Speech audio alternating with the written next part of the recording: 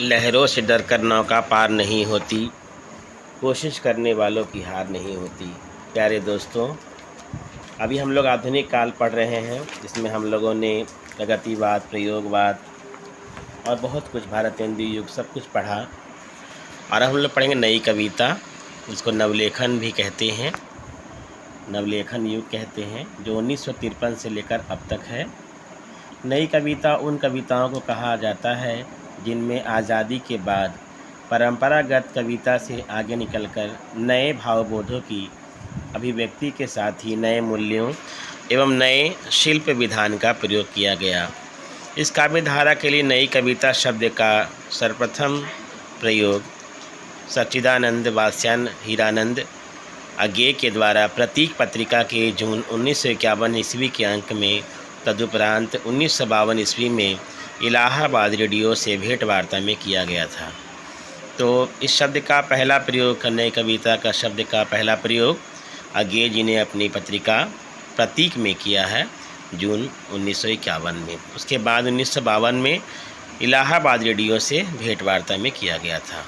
नई कविता नाम के प्रचार प्रसार के लिए परिमल संस्था द्वारा 1953 ईस्वी में आयोजित संगोष्ठी में पढ़े गए निम्न लेखों का योगदान भी महत्वपूर्ण माना गया है। नई कविता के रूप और वस्तु तत्व।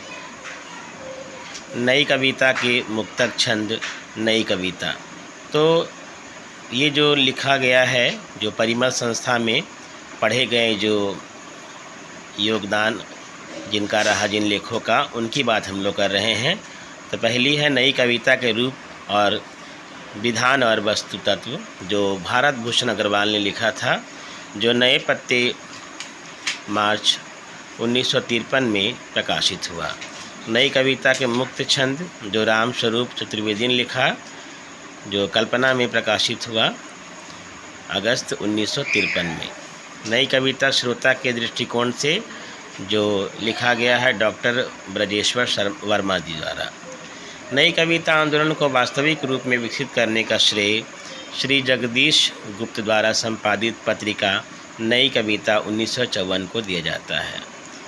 तो वास्तविक रूप से इसे विकसित करने का श्रेय दिया जाता है श्री जगदीश गुप्त जी को, और उन्होंने अपनी पत्रिका नई कविता 1954 में नई कविता आंदोलन की शुरुआत की थी। सामान्यतः नई कविता प्रयोगवाद का ही विकसित रूप मानी जाती है। प्रगतिवाद के बाद प्रयोगवाद आई, फिर उसके बाद नवी कविता आई। अज्ञे को नई कविता का भारतेंदु कहा जाता है क्योंकि उन्होंने स्वयं साहित्य सृजन के साथ साथ अन्य लेखकों को भी प्रेरित एवं प्रोत्साहित किया।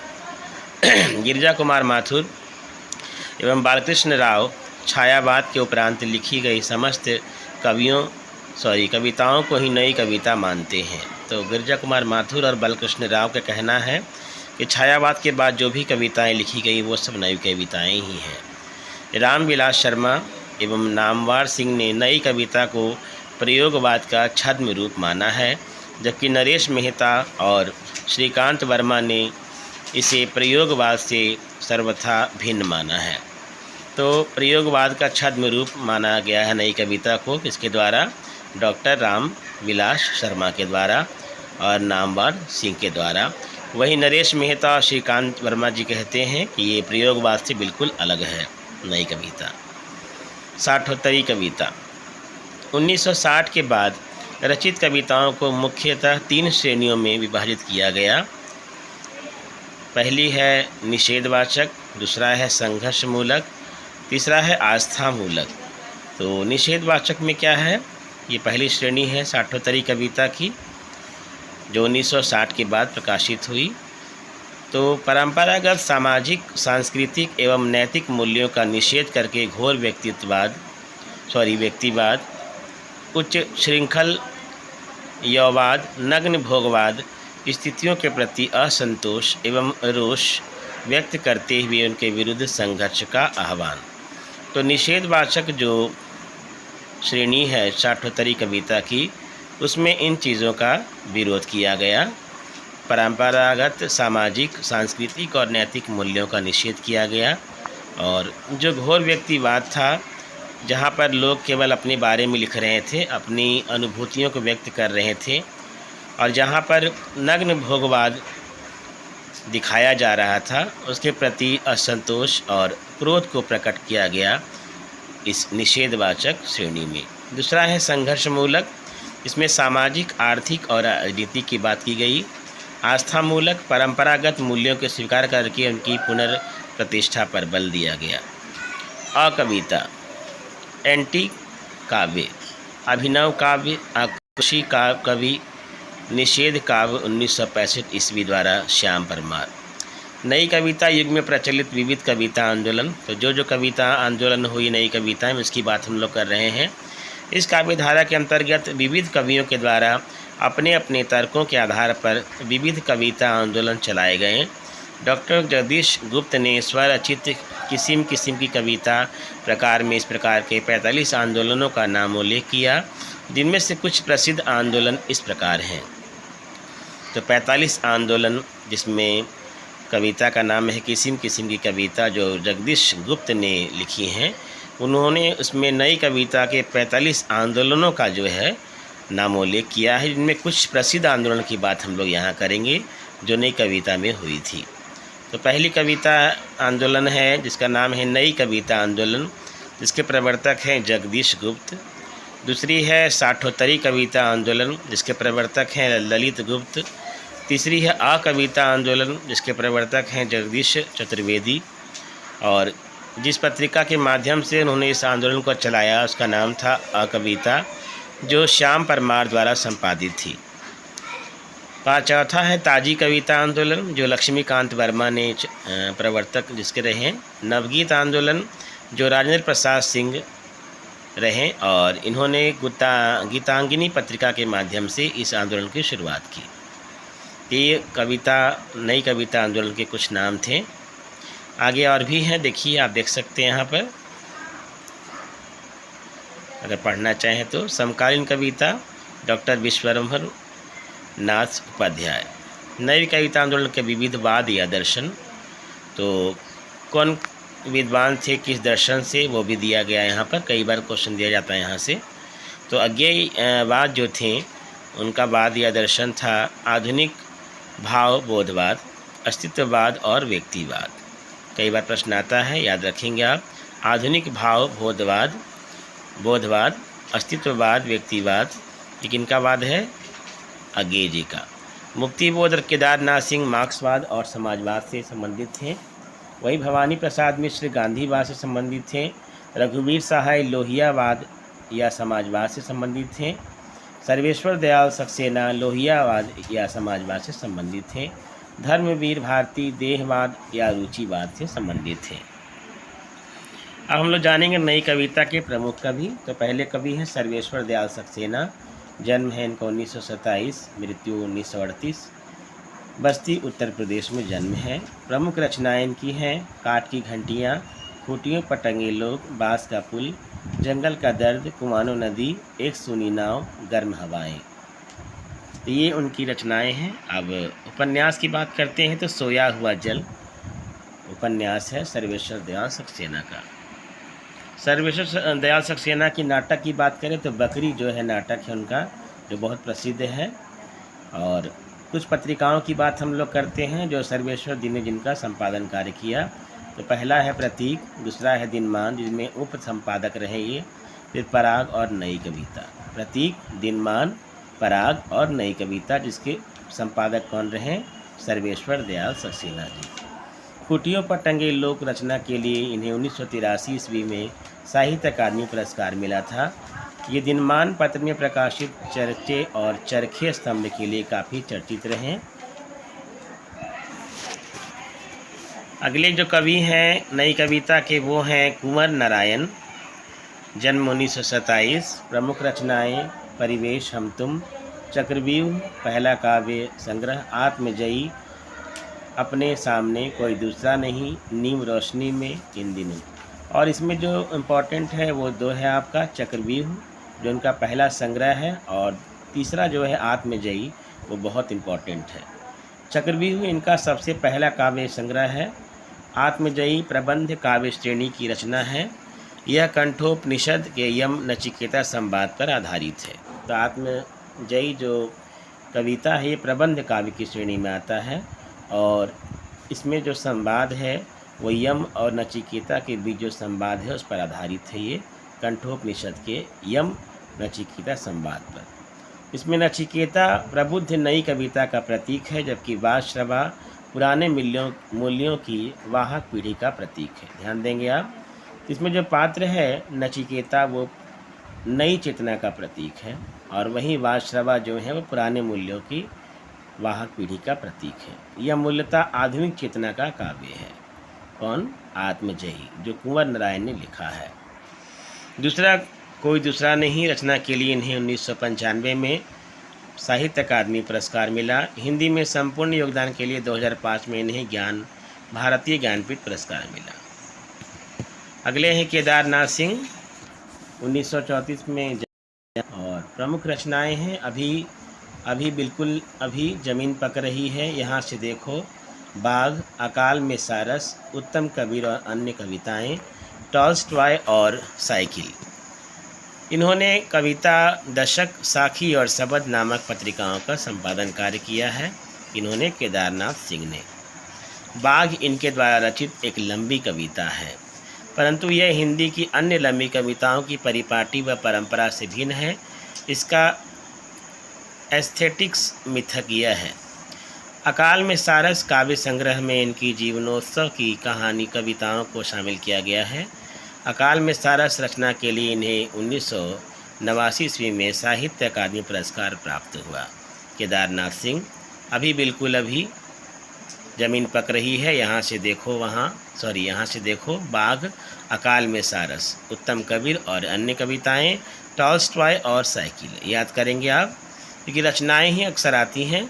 डॉक्टर जगदीश गुप्त, 1924 में इनका जन्म है, 2001 में मृत्यु। शाहाबाद, हरदोई, उत्तर प्रदेश में जन्म हुआ इनका। नाव के पाँव, शब्ददंश, हिमविद्धि, युग्म, छंदशती, गोपा गौतम, बोधिवृक्ष, शंभु। ये नई कविता पत्रिका के जन्मदाता संपादक हैं। तो इम्पोर्टेंट बनता है ये क्वेश्चन कि नई कविता पत्रिका के जन्मदाता संपादक कौन है? तो डॉक्टर जगदीश गुप्त जी हैं। शंभुक रचना में मानवतावादी चेतना की अभिव्यक्ति हुई है। इसमें राम की निंदा की गई है।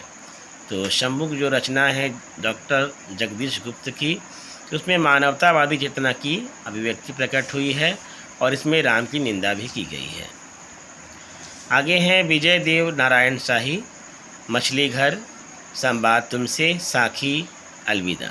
तो ये उनकी रचनाएं हैं, मछली घर, संवाद तुमसे, साखी, अलविदा। ये हिंदी नई कविता में लघु मानव की महत्ता के संस्थापक कवि माने जाते हैं। हिंदी काव्य के 3 प्रमुख युगों के नायक मुख्य पात्र। तो जो 3 युग हैं, छायावाद, प्रगतिवाद और प्रयोगवाद और नई कविता, उसके पात्रों के नाम यहाँ दिए गए हैं। तो छायावाद का पात्र कौन हुआ? तो वो हुआ महामानव। प्रगतिवाद का पात्र कौन हुआ? शोषित मानव। और प्रयोगवाद और नई कविता के पात्र कौन हुए? लघु मानव। ध्यान देंगे आप, महामानव कहा गया छायावाद को, शोषित मानव प्रगतिवाद को, और प्रयोगवाद और नई कविता लघु मानव को कहा गया। प्रयोगवाद और नई कविता युग के अन्य कवि। प्रयोगवाद हमने पढ़ लिया है पिछली वीडियो में, आप देख सकते हैं वहाँ। तो पहले हैं दुष्यंत कुमार। रचनाएं इनकी हैं सूर्य का स्वागत, आवाज़ों के घेरे, साए में धूप, जलते हुए वन का बसंत, एक कंठ, विस्पाई गीति नाट्य। दुष्यंत जी के बारे में हम लोग और आगे पढ़ेंगे, इनकी रचनाओं के बारे में। दूसरे हैं सुदामा पांडे धूमिल। प्रमुख रचनाएं हैं इनकी संसद से सड़क तक, जो बहुत इम्पोर्टेंट है। और दुष्यंत जी की जो रचनाएं हैं वो हैं साए में धूप, ये बहुत इम्पोर्टेंट है। सुदामा पांडे धूमिल की रचना संसद से सड़क तक, ये एक अक्सर परीक्षा में पूछा गया है। कल सुनना मुझे, सुदामा पांडे का प्रजातंत्र। प्रसिद्ध कविताएं हैं मोचीराम, पटकथा, रोटी और संसद। मोचीराम इनकी सर्वश्रेष्ठ कविता है, इनकी सुदामा पांडे धूमिल की। तो 3 याद रखेंगे आप, संसद से सड़क तक, मोचीराम और रोटी और संसद। श्रीकांत वर्मा की बात करें, भी बहुत इम्पोर्टेंट है। श्रीकांत वर्मा की रचना है मगध, दिनारंभ, माया दर्पण, जलसा घर में आत्मरति। तो मगध याद कर लेंगे आप, मगध रचना के लिए 1987 में इनको साहित्य अकादमी पुरस्कार मिला है। लीलाधर जगुड़ी नाटक जारी है इस यात्रा में। रात अब भी मौजूद है, बची हुई पृथ्वी, घबराए हुए शब्द, भय भी शक्ति देता है।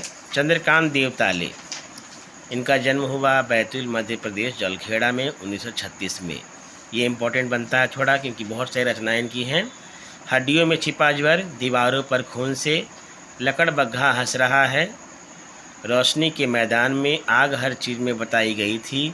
उजाड़ में संग्रहालय, भूखंड तप रहा है, पत्थर की बेंच, इतनी पत्थर रोशनी, पत्थर फेंक रहा हूँ। इसमें जो इम्पोर्टेंट है वो है हड्डियों में छिपा ज्वर, दीवारों पर खून से लकड़बग्घा हंस रहा है, उजाड़ में संग्रहालय, भूखंड तप रहा है, पत्थर की बेंच, इतनी पत्थर रोशनी। ये इम्पोर्टेंट है इनकी, किनकी? चंद्रकांत देवताले की।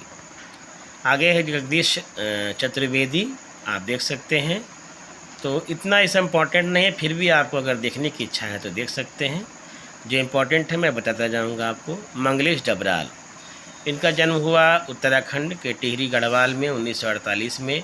पहाड़ पर लालटेन, घर का रास्ता, हम जो देखते हैं, आवाज़ भी एक जगह है, हिंदी पैट्रियट, प्रतिपक्ष, आसपास, पूर्व ग्रह, अमृत प्रभात, जज सत्ता व सहारा समय पत्रों में संपादक और सह संपादक रहे।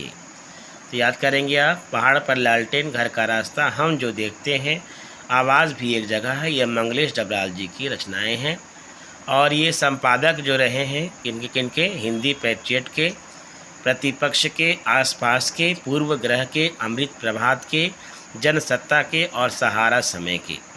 तो ये पत्रों के नाम है, ठीक है ना। पत्र मतलब समाचार पत्र, मैगजीन मत समझना आप। राजेश जोशी का जन्म हुआ एमपी में, नरसिंहगढ़ के एमपी में 1946 में। रचनाएं की है एक दिन बोलेंगे पेड़, लेबर कॉलोनी के बच्चे, बिजली सुधारने वाले, एक आदिवासी लड़की की इच्छा, नेपथ्य में हंसी, दो पंक्तियों के बीच मिट्टी का चेहरा। इसमें इम्पॉर्टेंट है एक दिन बोलेंगे पेड़, दो पंक्तियों के बीच, नेपथ्य में हंसी, ये कई बार पूछा गया है, मिट्टी का चेहरा। तो ये जो रचनाएं इनकी हैं राजेश जोशी की, इन्होंने भर्तृहरि की कविताओं की अनुरचना, भूमि का कल्पतरु यह भी, एवं मायाकोवस्की की कविता का अनुवाद पतलून पहना बादल नाम से किया है। तो भर्तृहरि की कविता को इन्होंने अपनी भाषा में लिखा, जिसका नाम था भूमि का कल्पतरु यह भी, और मायाकोवस्की की कविता का अनुवाद भी इन्होंने किया है इस नाम से, पतलून पहना बादल के नाम से। इनको मोहनदास उपन्यास रचना के लिए 2010 में साहित्य अकादमी पुरस्कार प्राप्त हुआ। इनको? राजेश जोशी जी को। आगे हैं उदय प्रकाश, आप देख सकते हैं, डॉक्टर विनय, रविंद्र भ्रमर, वीरेंद्र मिश्र, राजेंद्र प्रसाद सिंह, चंद्रदेव, वीरेंद्र डंगवाल, ज्ञानेंद्र पति, कैलाश वाजपेयी। अब आते हैं इम्पोर्टेंट पे, यतीन्द्र मिश्र, इनका जन्म हुआ यूपी में अयोध्या में 1977 में। रचनाएं यदा कदा, ड्योढ़ी पर आलाप, अयोध्या तथा अन्य कविताएं। तो ये उनकी रचनाएं हैं यतीन्द्र मिश्र की, यदा कदा, ड्योढ़ी पर आलाप, अयोध्या तथा अन्य कविताएं। संपादन कार्य इन्होंने किया सहित, एक अर्धवार्षिक पत्रिका थी जो 6 महीने में आती थी, जो मैगजीन, जिसका नाम था सहित। धाती, स्पीक मैके के लिए विरासत 2001 कार्यक्रम पर केंद्रित था। ये सम्मान और पुरस्कार इनको मिला, भारत भूषण अग्रवाल कविता सम्मान। तो यदा कदा, ड्योढ़ी पर आलाप, अयोध्या तथा अन्य कविताएं इनकी रचनाएं हैं यतीन्द्र मिश्र की, और संपादन कार्य इन्होंने किया सहित का। ऋतुराज की बात हम लोग करते हैं। तो ऋतुराज का जन्म हुआ राजस्थान में, भरतपुर के राजस्थान में। जन्म 1940 में हुआ। इनकी रचनाएं हैं एक मरण धर्मा और अन्य, कुल पर पानी, सूरत नृत, लीला मुखारबिंद। तो ये इनकी मुख्य रचनाएं हैं ऋतुराज की, एक मरण धर्मा और अन्य, पुल पर पानी, सूरत नृत, लीला मुखारबिंद। तो ये ऋतुराज की रचनाएं हैं। गोपाल प्रसाद सक्सेना, नीरज, आप देख सकते हैं। रमानाथ अवस्थी, रामावतार त्यागी, रामानंद दोषी, बाल स्वरूप राही, डॉक्टर रविंद्र भ्रमर, इनके बारे में हम लोग को पढ़ना है, रविंद्र भ्रमर के बारे में। ठीक है, राजेंद्र प्रसाद सिंह, तो थोड़ा देख लेते हैं इनको, लास्ट में पढ़ रहा है इसीलिए थोड़ा। तो रविंद्र भ्रमर की रचना है रविंद्र भ्रमर के गीत सोन मछली मन बसी, ये सहज कविता आंदोलन के प्रवर्तक माने जाते हैं। राजेंद्र प्रसाद सिंह की रचना है भूमिका, दिग्वधु, संजीवनी कहाँ, आओ खुली बयार, भरी सड़क पर, गदर आधी रात का, ये नवगीत आंदोलन के प्रवर्तक माने जाते हैं। इन्होंने गीतांगिनी नामक पत्रिका का संपादन कार्य भी किया। तो हम लोगों ने पढ़ लिया। आपका अगली वीडियो में हम लोग और भी आगे लेकर आएंगे।